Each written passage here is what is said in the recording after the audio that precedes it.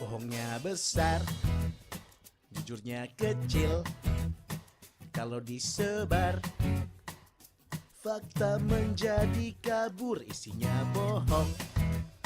Berita bodong, jangan percaya, bisa jadi bahaya.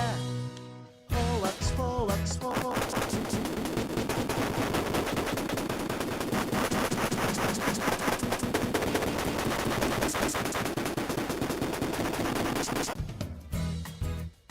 Jangan lupa saring berita dan informasi apapun sebelum kamu sharing di media sosial ya.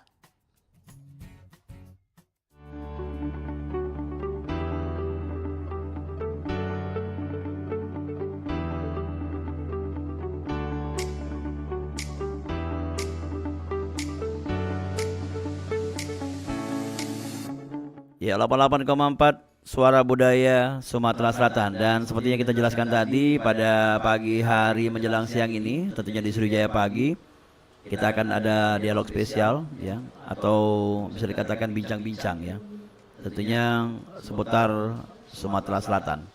Kali ini tema kami akan suguhkan untuk pendengar dulu di Mano Pemberado, yaitu dengan tema Musda Dewan Kesenian Sumatera Selatan.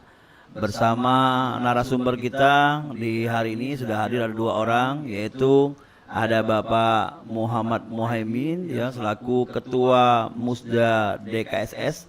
Ada juga Mas Agus Daniel Pito, atau lebih dikenal dengan Pito, selaku Ketua Tim Verifikasi Ketua Dewan Kesenian Sumatera Selatan. Langsung saja kita menyapa untuk 2 narasumber kita pada pagi menjelang siang. Halo, Assalamualaikum. Waalaikumsalam warahmatullahi wabarakatuh. Ya, apa kabar, Dek? Baik, alhamdulillah sehat. Tentunya pada hari ini kita ngomong ke masalah seni budaya sebenarnya. Iya.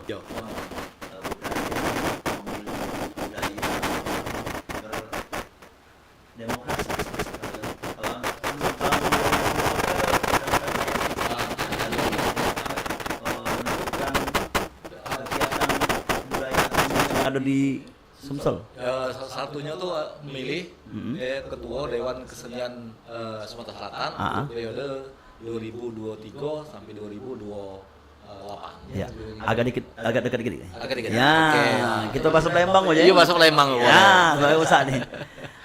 Jadi ini tadi yang ngobrol tadi beliau adalah Ahmad Muhaimin selaku Ketua Pelaksana Panitia Pelaksana Musda DKSS ya. Iya. Yang sebelahnya ini ada yang ganteng, ini adalah Mas Agus Daniel Pito. Iya, baru tahu kalau Daniel ya.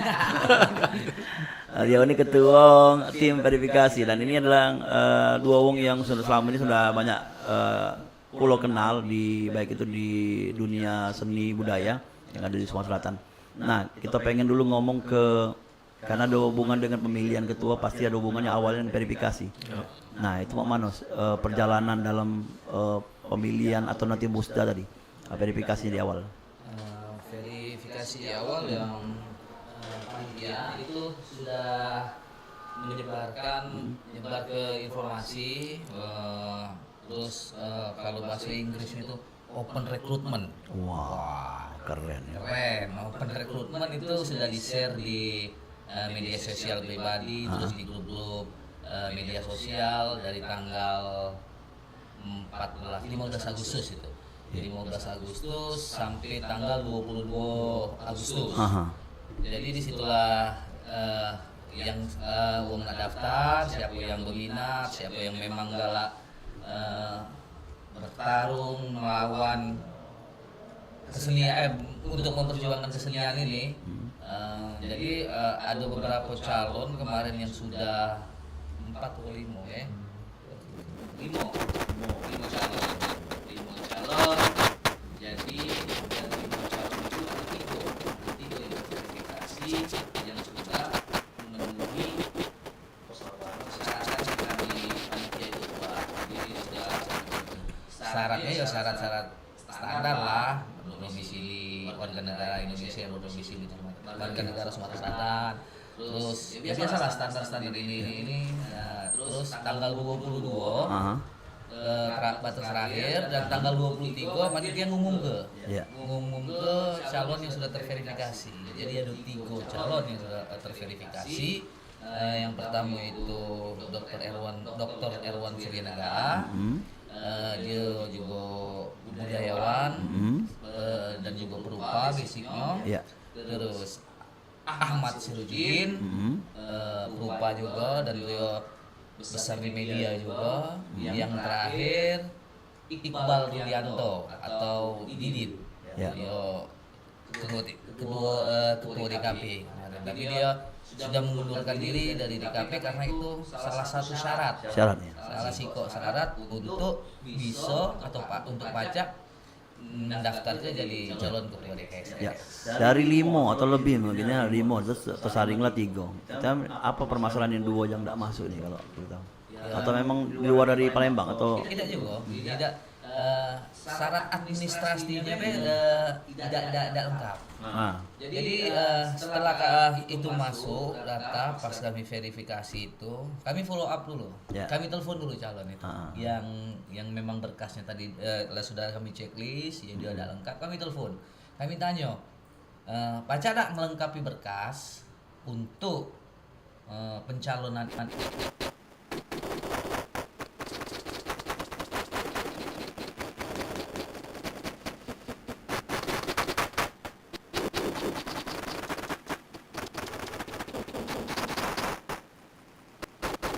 Administratifnya tidak lengkap, malah nak ke ini ya, karena itu salah satu syarat.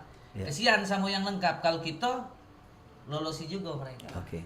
Jadi tahapan-tahapannya dari awal mungkin penerimaan, pengumuman dulu, terus penerimaan atau memverifikasi, dan sudah terpilih berapa ini termasuk pemilihan nomor tadi nomor. Nah, pemilihan nomor Iya. besoknya. Jadi tanggal 24 24. Jadi pakai nomor bukan pakai nama ya atau untuk pemilihan gitu. Nomor foto juga dia. Oh, iya, Dia ada iya. foto. Sama Pilkada ya. Nah, itulah kira-kira. Iya. Yalah kalau sudah terverifikasi dan juga akan dilaksanakan tanggalnya berapa? Ini boleh tahu nih Pak Mamen. Kalau tanggal kita musyawarah daerah Dewan Kesenian Sumatera Selatan ini kita canang ke tanggal 11 sampai tanggal 12 di September ini. Iya. September ini tempatnya insya Allah di Suara Dipa, kan? Dan kalau kita cerita tentang persiapan, pikir persiapan itu sudah. Jadi September ini Mas? Iya. Minggu Senin ini. Senin ini lah. Oh iya. Senin depan. Senin depan ya. Iya. Senin depan ya. Ya, Senin depan. Ini kan sudah minggu. Oh ya, tanggalnya. Iya. Terus, Ini jadi tanggal 7, persiapannya per hari mana kita? Nah, kalau ya persiapannya sekarang itu lagi masih sibuk-sibuknya itu kan. Iya. Ya jelasnya kita menyiap ke konten apa yang jadi agenda pada saat itu.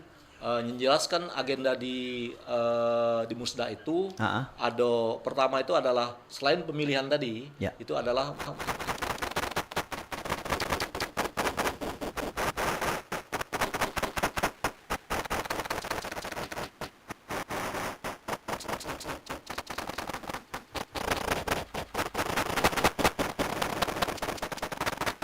ketua yang terpilih gitu kan. Nah, selain kita cerita tentunya program itu didasarkan dengan tantangan, peluang dan juga kelemahan dari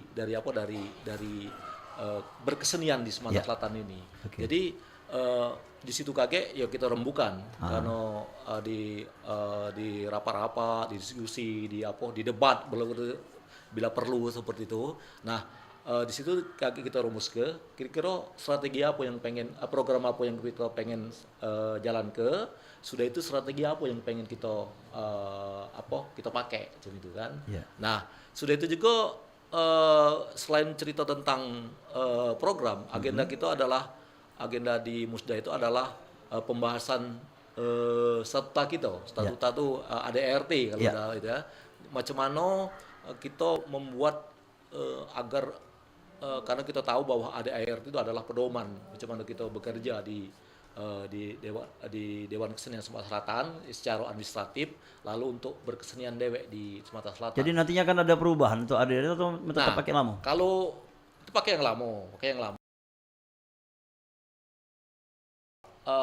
Dinamika perkembangan apa regulasi, perkembangan juga tentang seni dewek gitu kan. Sudah perubahan tantangan, perubahan juga peluang itu kan jadi menyebabkan kita kaget. Jelas kalau aku nyingoknya itu kaget itu akan ada perubahan gitu kan, akan perubahan bagian-bagian yang mana itu terserah ketua baru kawan-kawan yang di Musda itu. Mandat ketua yang baru adalah menjalankan hasil dari Musda itu. Iya.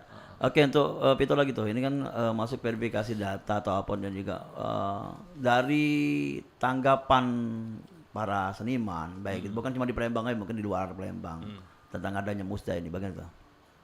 Karena selama perjalannya dari verifikasi sampai kena Musda nih, ada yang menanggapi, misalnya ada yang nge-pro dan kontra, biasa lah ya. Biasa. Kalau di kabupaten kota lainnya gimana? Alhamdulillah kalau di 17 kabupaten kota lainnya itu mendukung. Ada nggak mungkin wakil-wakil mereka sebenarnya ada orang tapi orangnya tidak mau keluar, tidak mau muncul ke pusat atau ke Sumsel ini? Tidak juga, ada juga yang muncul. Jadi itu karena kabupaten kota itu malah ngapo yang di Palembang ini yang bergejolak. Karena kalau di kabupaten kota mereka mendukung, karena ada beberapa kabupaten kota yang memang sudah apa tuh Kak? Namanya sudah pasti datang gitu. Jadi sudah kami tetap mendukung apapun jadiannya, apapun jalannya, kami tetap mendukung. Tapi belum ada niatan mungkin ini kembali ke nanyakan tentang pencalonan atau mungkin ada enggak tokoh dari daerah sendiri yang mau ditampilkan nanti, mungkin siapa tahu 5 tahun ke depan atau berapa tahun ini jabatannya? 5 tahun. Karena sekarang kan yang